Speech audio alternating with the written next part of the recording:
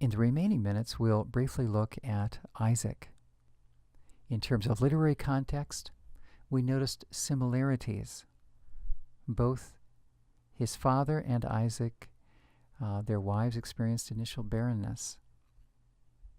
Both give birth to 2 sons. At times, both of them pass off their wife as sister.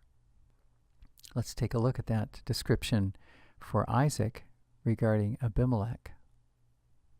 We want to be aware that Abraham also passed off his wife as sister to a leader known as Abimelech. The 2 episodes, while parallel, are not identical, however, because the response of Abimelech with Isaac is firmer than the response of Abimelech with Abraham. And we see that in the case of Isaac, it is Abimelech who directly discovers that Rebekah is Isaac's wife. It does not come through a divine dream, as was the case with Abraham. And Abimelech is the one who promises punishment if Rebekah is harmed while in their community, rather than God promising punishment. So it's a slightly different role. We're simply saying that 2 accounts, while parallel, are clearly distinct. They are not identical if we read them carefully. Another similarity, lower left, treaty with Abimelech, assigning the name Beersheba to a particular locale. And on the right, material prosperity coming to these 2 individuals. We find Isaac revisiting some of the wells that his father's people had dug and reopening them, receiving divine assurance, and even the experience of famine. And now regarding that experience of famine by Isaac, a question for you. As we read the italicized letters, italicized words within this quote, why do you suppose that that portion was added? The italics I'm adding, but why was that phrase there?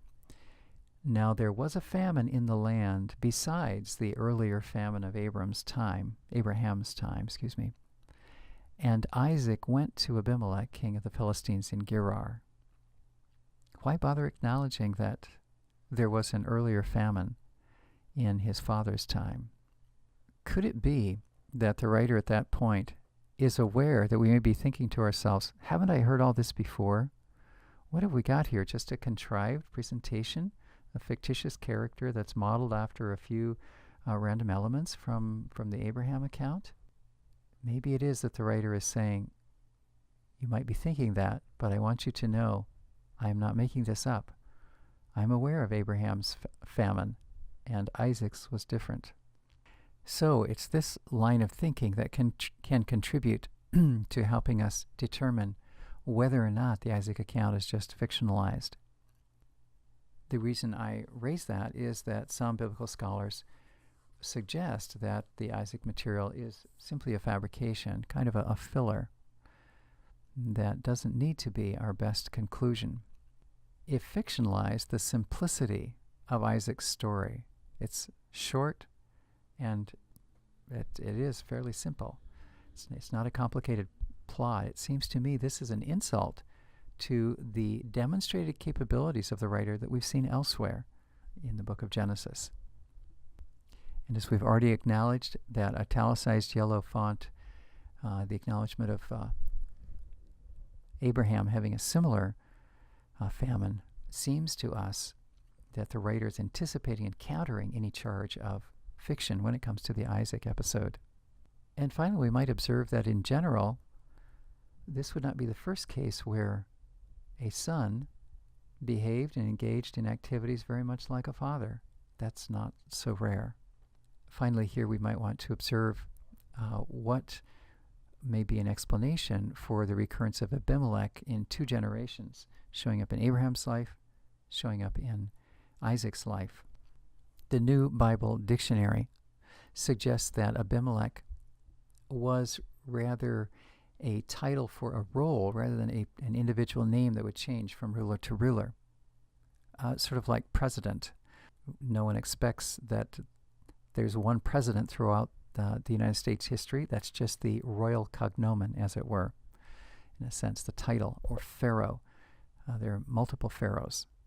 So Abimelech may have been like the word president or like pharaoh. Why do we think this might have been the case?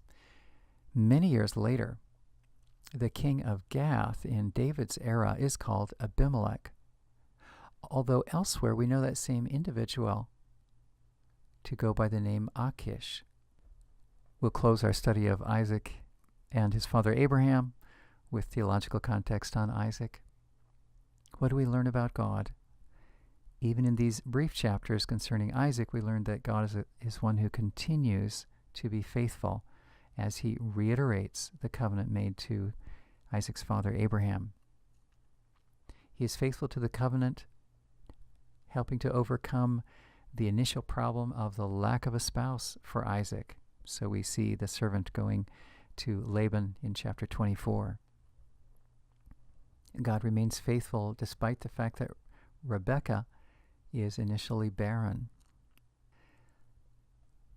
And we see that despite Isaac's engaging in deception, this is my sister, not my wife, that situation in chapter 26, despite Isaac imitating his father in that sort of deception, that does not keep God from protecting them and assuring that the covenant will continue.